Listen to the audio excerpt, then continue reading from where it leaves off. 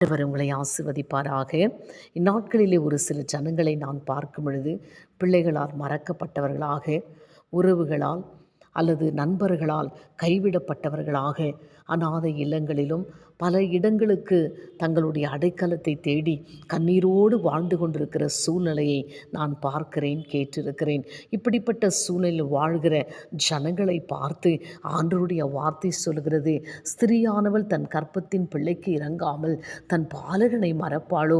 அவர்கள் மறந்தாலும் நான் உன்னை மறப்பதில்லை என்று சொல்லி, ஒருவேளை நம்மை கஷ்டப்பட்டு பெற்றெடுத்த நம் தாய் கூட நம்மை மறந்தாலும், நம்மை உண்டாக்கின, நம்மை உருவாக்கின நம்முடைய ஆண்டவர் நாம் வாழும் நாட்களிலே ஒரு நாளும் நம்மை மறவாதபடிக்கு நமது வலது கரத்தை பிடித்து, என் மகளே பயப்படாதே, என் மகனே பயப்படாதே, நான் உன்னோடு கூட இருக்கிறேன், நீ என்னால் மறக்கப்படுவதில்லை என்று சொல்லி நம்மை ஆசீர்வதித்து நடத்துவார்.